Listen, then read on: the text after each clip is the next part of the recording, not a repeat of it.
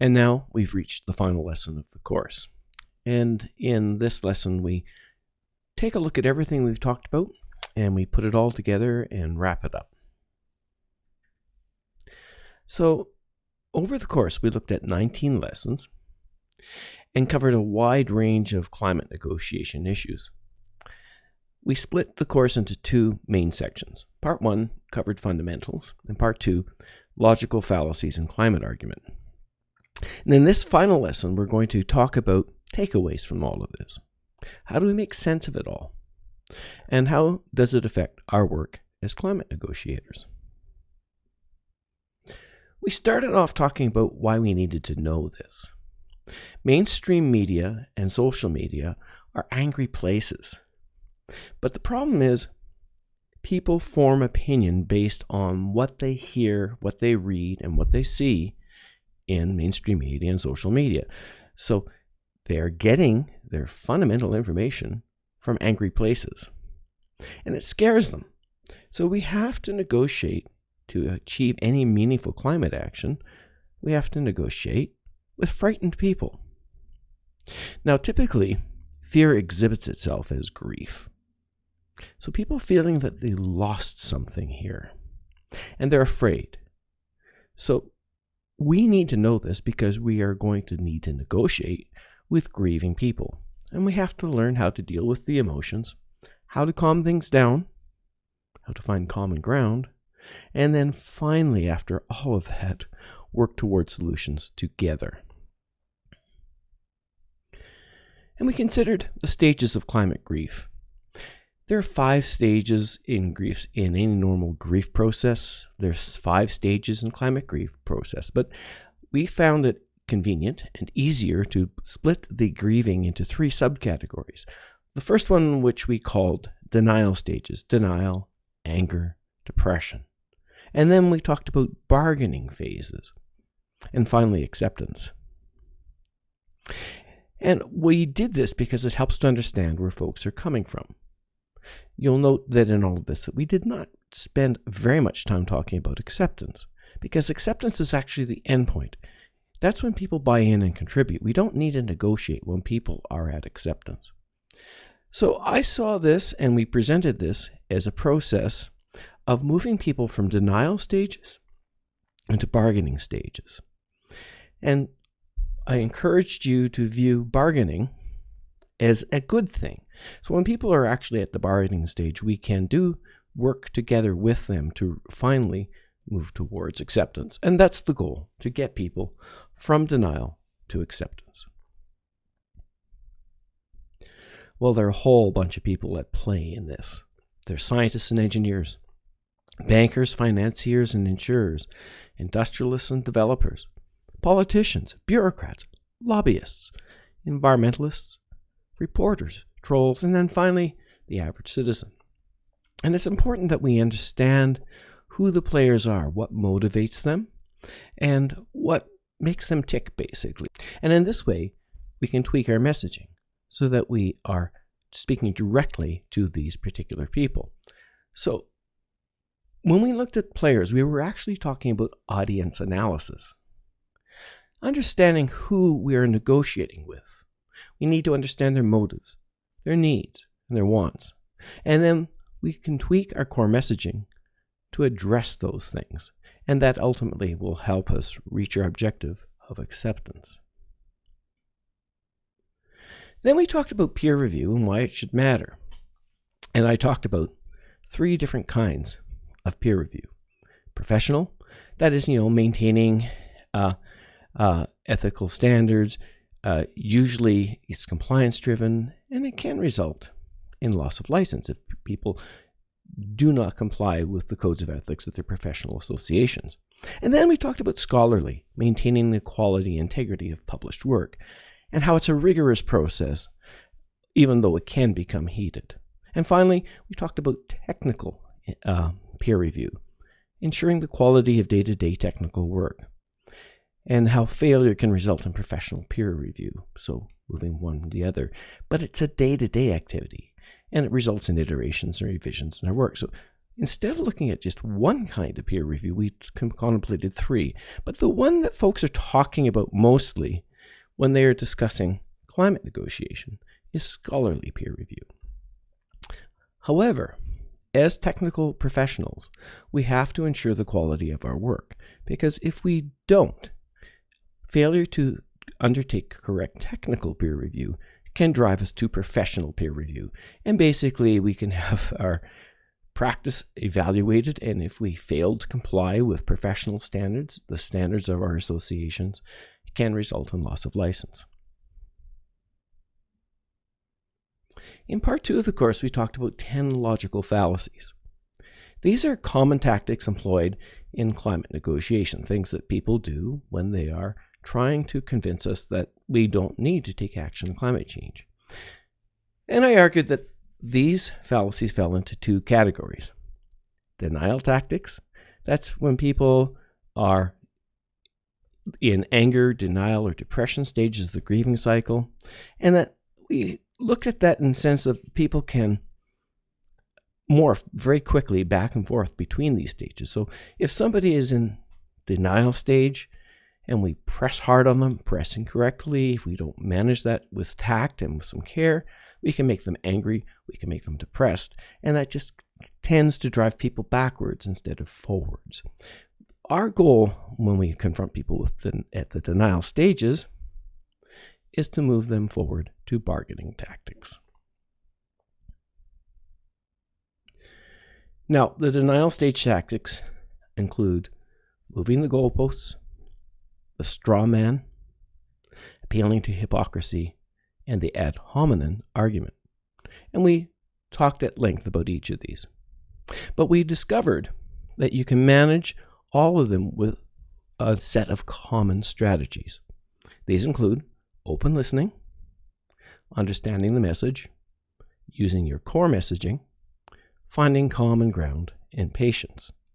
So even though there are 4 denial stage tactics, our response, our tactical response, is the same regardless. Then we talked about bargaining phase strategies. There are 6 key tactics that folks use when they're at the bargaining phases of the climate grief cycle. They use false balance, they cite an irrelevant expert, they impose false dilemmas on us, they cherry-pick data, they use circular reasoning, and they also make slippery slope arguments. And we talked about each of those at length as well. But we found that in any case, we can still follow the basic principles. That is, open listening, understanding your message, core messaging, finding common ground, and patience. But the key difference between bargaining phase strategies and denial stage strategies, that once we get to this stage, we can negotiate. We can now start to talk to people and negotiate alternatives with them. When people are at the denial stage, mostly we're listening and being patient. Mostly we're sharing with them common concerns, but we're not trying to negotiate actions with them. We're just trying to get them to a point where they understand that we understand that we're all in this together. Now, I argued at length that we need to understand our core message. We have to understand what we want to say. And we have to understand what we want the other person to do about it. And one of the things I stressed when we talked about core messaging is that this is not about showing how smart we are. It's not about my expertise, not about the credentials I've had, not how many years I've worked at this. None of that's important. We need to remember that we're negotiating. And we have to understand what we want to get out of this discussion. And that's our key focus in all of this. So my takeaway for understanding core message is, remember that when you're setting up your core message, you're telling a story. And then you have an elevator pitch. Something you can say in under 30 seconds, under 5 bullets, under 5 words per bullet. And that tells your story. And if you encounter any issues, when you have any doubts about this in your negotiations, go back to your elevator pitch. This is one of the things we can do. And I think I called this back in that lesson, broken record. we say over and over and over again what our core message is. We don't get deviated from it, don't argue about other things. We stay on message. And then I argued about open listening. And this is one of the key recommendations for dealing with every tactic we encounter. And I argued that we need to understand more than words. We are trying to identify underlying concerns. And these are typically things like, I am afraid, I am worried about my job, I'm worried about my family, I'm worried about the future. So even though somebody may be using some ad hominem argument that they picked up off the internet, what they're really saying is often these 4 key messages, and that's what we need to be listening for, because that's where we can find common ground. We all share these fears. We're all worried about this. We're all worried about our jobs, about our family, and about the future. Everybody is. The issue is not that we're afraid. The issue is, what are we going to do about it? So one of the things I pointed out is that folks repeat ideas that they hear, typically in mainstream media, from social media, from friends and colleagues and family. And oftentimes in the messages that they're using when they're negotiating with this, they may not even understand what it means. They don't really understand what the core meaning of that is. And they may not even believe it. And that's one of the things that we need to understand, is they may not even believe this message. But it's something that folks have used. They've seen folks use when they're talking about climate change, about global warming, and so they use it as well.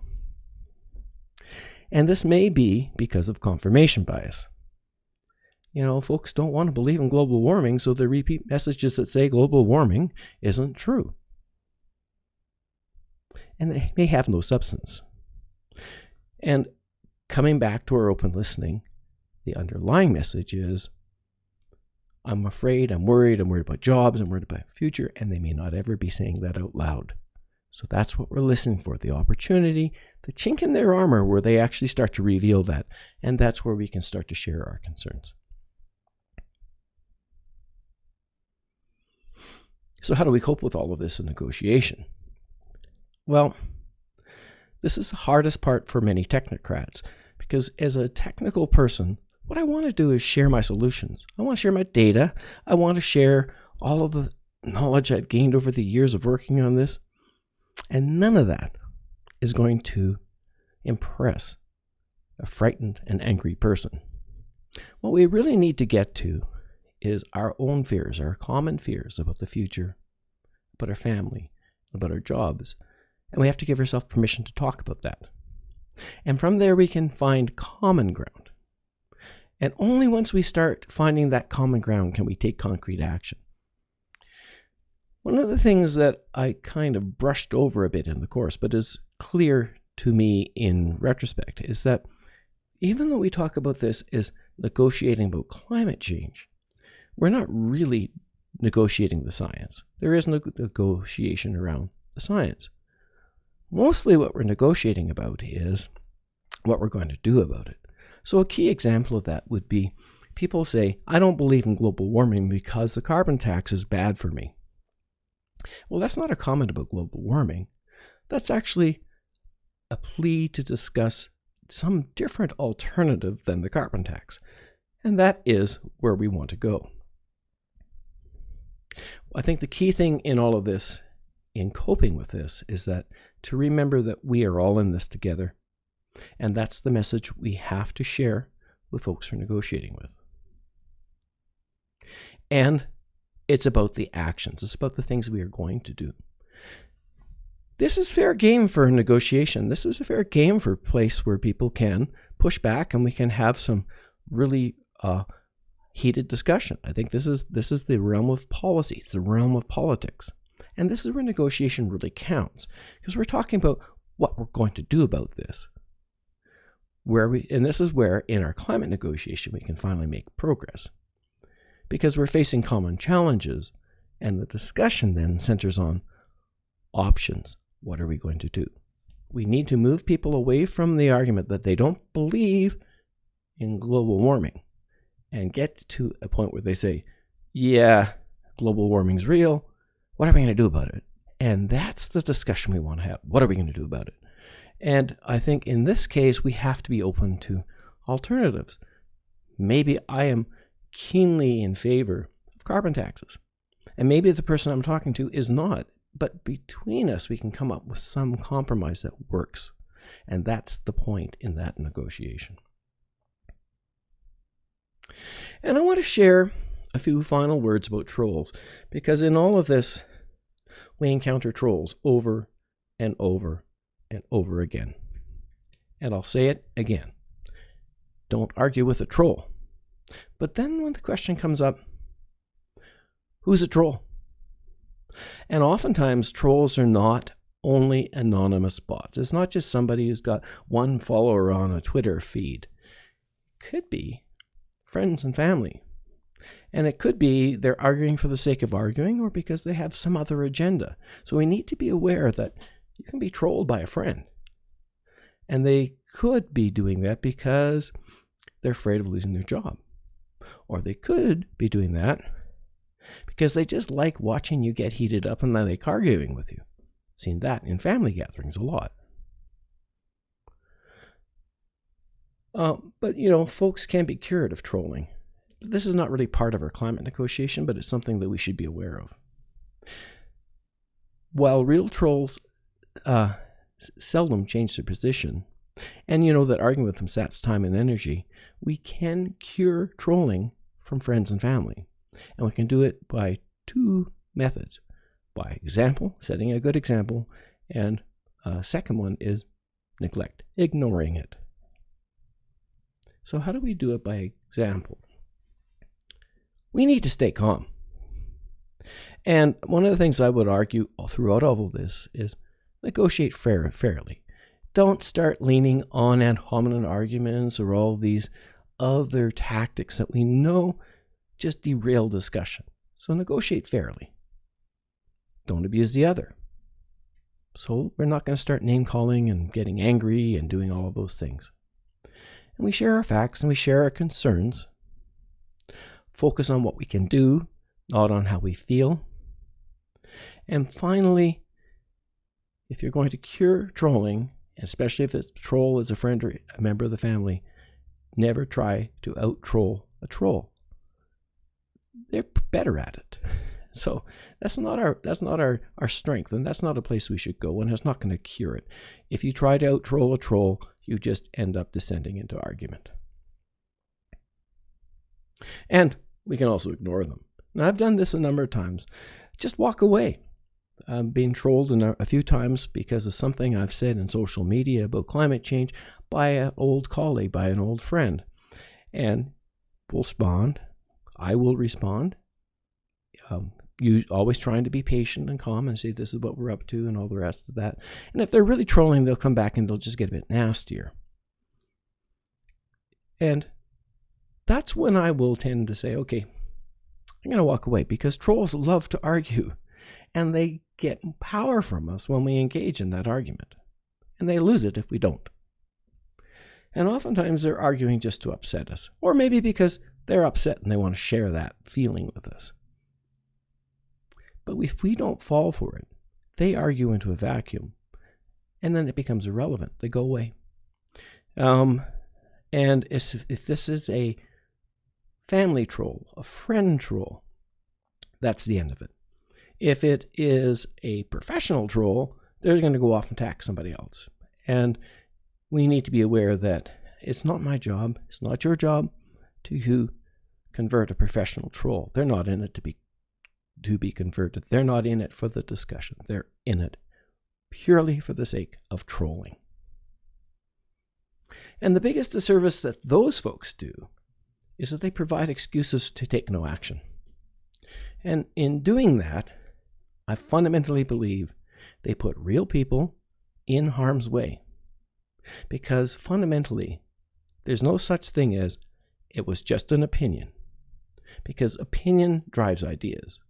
Ideas drive action, or inaction in this case, and there are consequences from all of that. So, yeah, we have to be aware of that they're there, we have to deal with it, But we are not in this game to fight with the trolls. We are in this game to negotiate with people who want to take real action. So John F. Kennedy said, there are risks and costs to action. And that's true. But they are far less than the long-range risks of comfortable inaction. And that's where we sit in our climate negotiation. Because people will always point to the risks and the costs of what we are proposing. And they ignore the long-range risk and the costs of comfortable inaction. So we need to help people make the leap to understand that fact. So, in a lot of what I've just said, I was talked about what you shouldn't do. I want to finish the course with a list of what we should do. And I return to our table. We spent the better part of the course developing these responses. And I think the important thing to take away right from the top is that our common responses are consistent across all 10 of these logical fallacies, all 10 of these negotiation tactics. And that is open listening, being patient, understand your own position and use your core messaging and return to it, and try to find the common ground. In the denial phases, we have moving the goalposts. And I argued, frame the discussion. So don't let people change your parameters. Come back to the original definition. Make sure we understand what those definitions are. And the straw man. So we're not going to go into a discussion of the straw man argument that they've stated. We're going to go back to our core messaging, state and restate our argument, and that's how we're going to deal with that. When they appeal to hypocrisy, that is, you're a hypocrite because you drive a car, or you ride in a car, or you fly in an airplane, and that is not the same. That says that you don't mean what you're actually saying about climate change. And in this case, this is just going to require some patience and resisting the urge to fight back in anger, because appealing to hypocrisy and the ad hominem argument are both personal attacks. So we have to avoid the urge to fight back with people who are attacking us personally. And to do that, we stay on topic. Go back to our core messaging and repeat it. Now, in the bargaining phases, we considered false balance. And that's, we need to explain the science, explain why it's important. We need to explain why science overweighs opinion, those sorts of things. And we, at this stage, because we are actually negotiating, we can have that discussion. For the irrelevant expert, this is not a time to go and say, no, that's not really an expert, or point out the flaw in the argument. Just share the facts. Say, you got your set of facts. I'm not going to push my expert up against yours. I'm going to say, here's the data. Here's what the data says. The data you've used doesn't actually say that, or it's incorrect for this reason. Get into a discussion of the facts. Now, the false dilemma. Explain the nuances of the situation. In a false dilemma, people tend to get very simple, and they provide clear black and white argument, when in fact it's much more complex. And so we need to draw the nuances out and help people see that. And we talked a fair amount about cherry picking. And in cherry picking, the cure, I think, is to pull out all the data, point it all out, bring it back to a discussion of the entire data set, not just the 3 years that people are talking about, not just the one report somebody is referring to, none of that, all of it. And in circular reasoning, I said, just don't challenge the argument. This circular reasoning is a difficult one to manage. People go round and round in circles. Just don't challenge the argument. Open listening, patience, your core message, stay on it. And finally, slippery slope. Clarify alternative paths. Make it clear that, just because we take one action today doesn't mean that by necessity we're going to fall into this pit. There could be multiple. There could be many, many, many paths, some better, some worse. and that we have control at each stage of the game. Every step we can make choices. We have that control. And ultimately, as humankind, we're not so stupid that we're going to keep making the wrong choice all the way along. Even though in history people have made some pretty incredible blunders in their choices, we tend to correct things as we go along. And that's how we make progress. So in this course, as I said, we talked about 19 lessons, covered a wide range of climate negotiation issues. We split the course into 2 sections, the fundamentals, logical fallacies, and we just now talked about how we make sense of all of this. And finally, we discussed at length throughout the course, how does it affect our work as climate negotiators? And with that, we come to the end. And I'd like to say thank you for joining me on this journey through all of this. I hope you enjoyed the course. If you have, please share that information with your friends and colleagues. And we look forward to visiting you again in a future offering.